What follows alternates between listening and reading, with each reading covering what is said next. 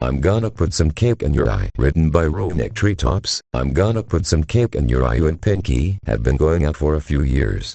It's hectic, to say the least. But you still love it. You love all of the wacky antics you get up to. You love the way that she lights up every pony's day, your own included. You love her.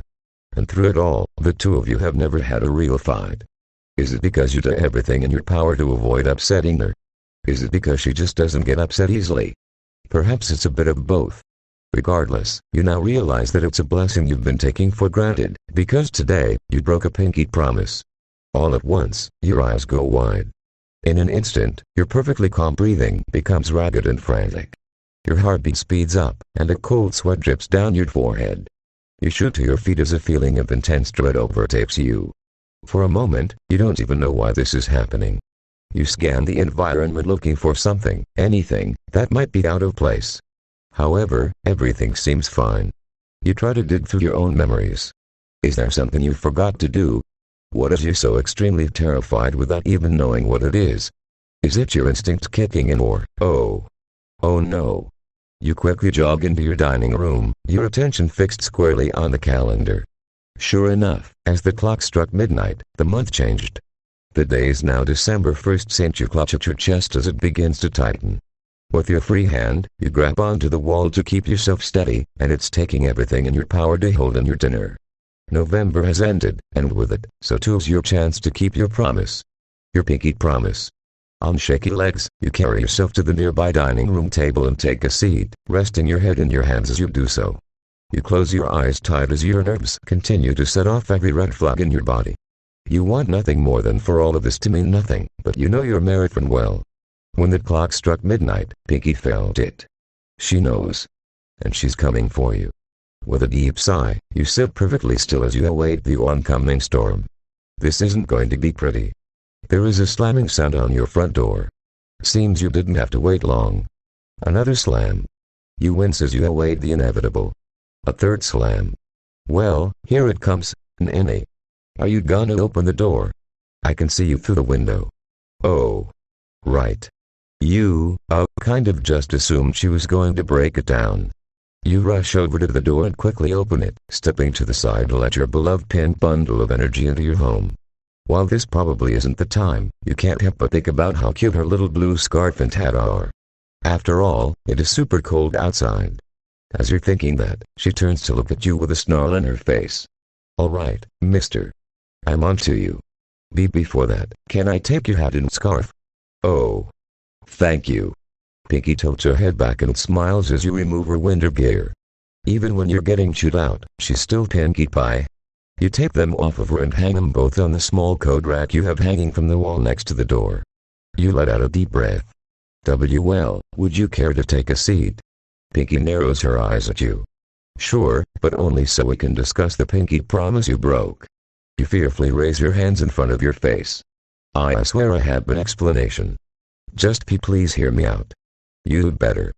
Pinky does a motion with her hoof as if to say I've got my eye on you before prancing into your living room and taking a seat on your sofa. She pats the spot next to her, a strange mixture of a genuine invitation and a threat. Before we do that, would you at least allow me to run to the restroom? Why, you kind of got here faster than I was expecting. Aha. You are expecting me. I said I have an explanation. Pinky narrows her eyes even more. If they were any more narrowed, her eyes would be closed. However, she doesn't object as you escape into a nearby hallway and book it into the bathroom. You let out a tiny sigh of relief as you close the door behind you. Dear, sweet Pinkie Pie. What is there to say about her that you haven't said already? Well, for starters, she's your marathon. The two of you started dating a few years ago. It has been a wild ride with it, girl. Pinky is pretty much known for never sitting still and being quite the socialite, so she can be hard to track down. You, on the other hand, while not necessarily an introvert, couldn't possibly hope to keep up with her. You work a quiet job as an accountant for Mayor. While there are some ponies like Twilight who have no issues taking care of boring work like that, most, Pinky especially, couldn't possibly be expected to enjoy it. You, however, find it quite fulfilling. You're good at it, and you feel like you're really doing something important. It pays the bills, and it's probably the closest you're going to get to your computer science degree from your old world actually doing something for you. And yet, this dichotomy between the two of you is surprisingly effective in keeping you together as a couple. For you, Pinkie Pie is a ray of sunshine and enthusiasm in what would otherwise be a fairly quiet and uneventful life. For her, you're a solid rock that she can use to ground herself, a confidant that she knows she can trust with whatever might be on her mind. To others, Pinkie Pie has to be the super-duper party pony, the mare that can bring a smile to anyone she meets. To you, she can rest easy knowing that she makes you happy just by being there. And sure, she drags you along on wild antics and adventures pretty much every week. Yes, her frequent, often nonsensical parties can be a bit overwhelming sometimes. And fine, maybe her propensity for the unexpected and outlandish catches you off guard more often than it doesn't. But you know what? Your life is all the better for it. It also might help that she's just so darn pretty. You splash some cold water on your face. It's time to head out there and face the music. Knowing Pinkie, you might even mean that literally. Before heading back into the living room, you quickly slide into your bedroom and grab a small box off of your dresser, shoving it into your back pocket as you do so. Pinkie is staring daggers at you at this point, or maybe her eyes are finally closed. Without a word, you drag yourself over to the sofa and plop down next to her. As she stares into your soul, you just look at the freshly cleaned carpet. First of all, hi Nanny, it's good to see you. That catches you off guard, and you look up to see Pinkie now beaming at you. Oh, yeah. It's nice to see you too, Pinkie. And with it out of the way, Pinkie immediately shoots on top of you, gently, pinning you beneath her. She looks at you with focused, angry eyes. Talk. What did your Pinkie promise? Who did you promise it to? And why did you break it? You gulp. Here goes nothing. Well, it happened exactly 1 month ago, Nanny. Here, try this. It's a new recipe I've been working on. Without any sort of hesitation, Pinkie shoves what looks to be an entire cookie into your mouth. Caught by surprise, you instinctively begin to chew. Sure enough, that's a cookie. However, it's extremely thick. It's stuffed with, is this brownie? You ask through his stuffed mouth. Sure is. It's actually pretty difficult to get a perfect cookie to bake around a brownie, but it was totally worth it just to see your face right now. Sure enough, you're grinning from ear to ear. It tastes delicious, and seeing Pinkie's excitement at your enjoyment is half the fun. You didn't make these for Misaka, did you? Well, alright. Coming up with a new recipe because I know brownies are my favorite guy's favorite dessert. PSSSSSH, Naya. Pinkie is making a point to move around in a shifty manner, not to hide the fact that she's being playfully sarcastic, but to make it even more obvious that she is. She's always been a bit afraid of Semponi actually believing her when she's sarcastic, hence why she doesn't do it too often. Except around you, of course. You're fluent in sarcasm. Well, thank you anyway, Pinkie. It's incredible.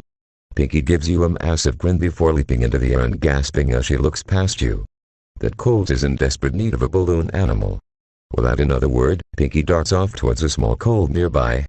You just chuckle as she does so before taking another sip from the little red cup you've been holding.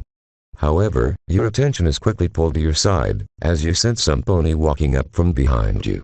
Sure enough, Rarity is now standing next to you, a cut thrown in her hoof.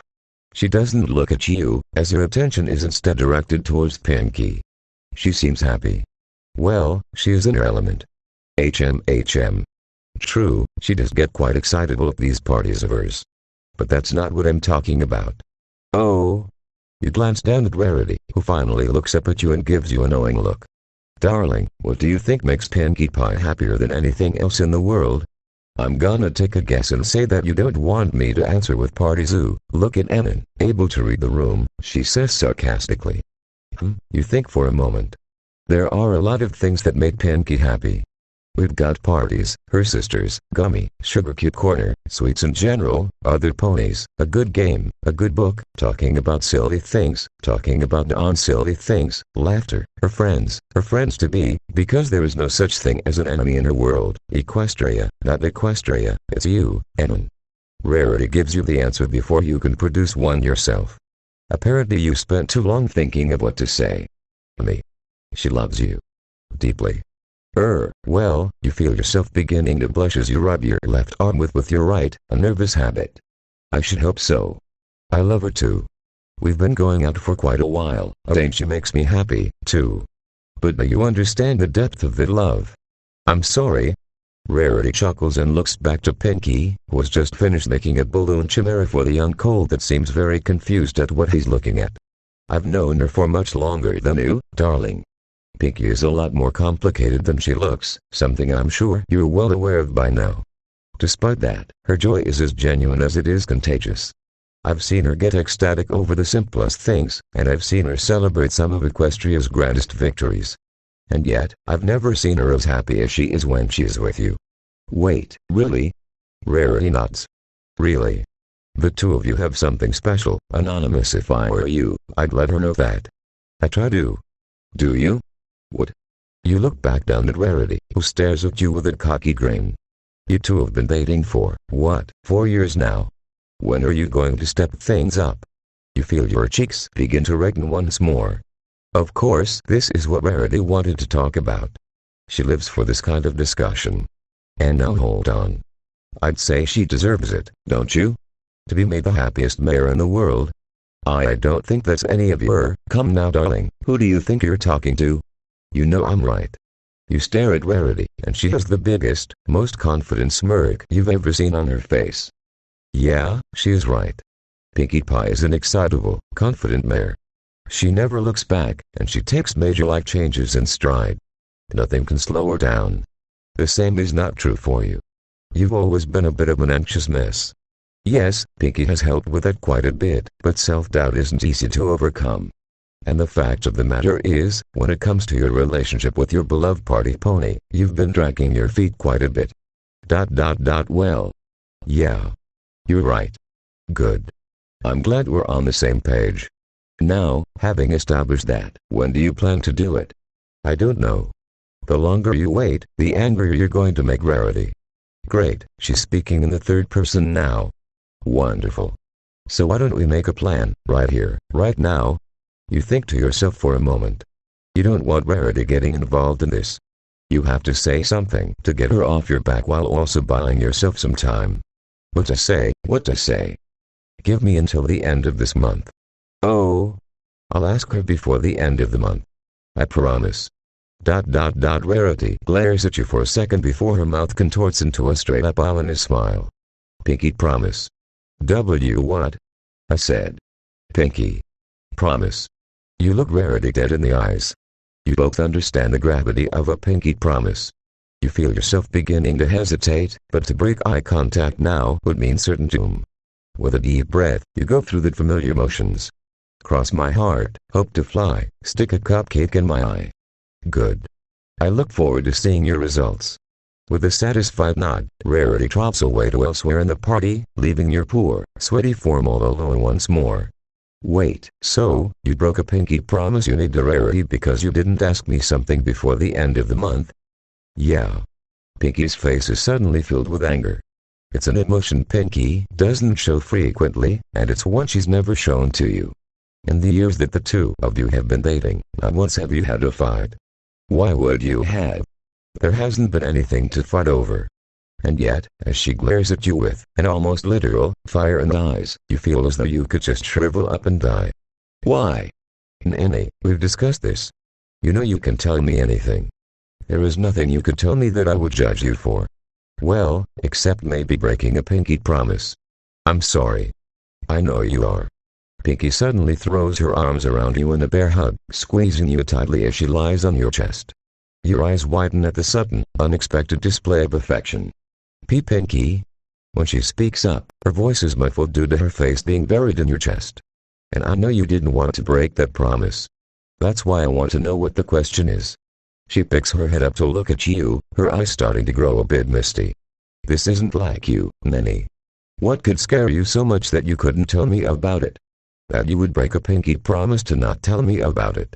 Pinkie, are you okay? You feel a single tear land on your face. Then, a second. She's doing her best to hold it in, but there's only so much she can do. Pinkie Pie, your incredible, beloved mare friend, is crying. And it's your fault. You grab Pinky by the shoulders and begin to gently sit up, sliding her off of you as you do so. You place her right in front of you and look her dead in the eyes, your expression now serious. Pinky, I was dumb. The question is important, but I don't know why I got so worked up over it. Of course, I trust you.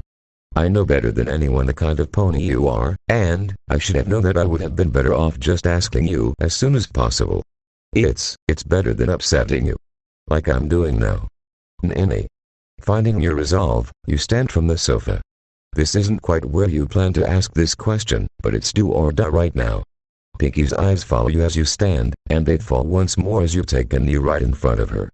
Pinkie Pie, you've made my life so much better in every conceivable way. You're what makes me happy to have ended up in Equestria in the first place.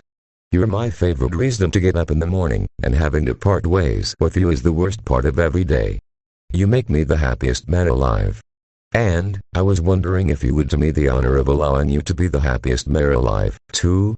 You reach into your back pocket, producing a small, black box. You flip the box open, revealing the insanely shiny ring within. Well, you don't even get a chance to finish before you're tackled to the ground. If Pinky was holding you tight before, she may as well be crushing you now. Her face is buried in your neck, and you're pretty sure you dropped the ring on your way to the floor. After a couple of seconds, Pinky lifts her head to look at you. Her eyes are still filled with tears, but the smile on her face makes it clear that these are a different kind of tear. Without saying a word, she presses her lips to your own, and the two of you share a passionate, relief-filled kiss. A few moments later, she pulls back again, the teary-eyed smile never having left her face. Of course I'll marry you, Nini. That's the greatest question I've ever been asked before in my entire life. She once again buries her face in your neck. Her soft, poofy mane's good wishes against your face, and the overwhelming emotions that you feel in this moment force you to do nothing but hold Pinky close and laugh in disbelief. I will make you the happiest mayor in the world, Pinky. You sit upright, but she never lets go of you. She pulls her head back just a bit to look at you again, a warm, loving smile on her face. I Pinky promise. And I'll actually keep this one, too. HM. You squeeze Pinky right back, leaving the two of you as an inseparable, blushing pair of love-struck fools on your living room floor. I know you will. Thanks for watching, and if you enjoyed the video,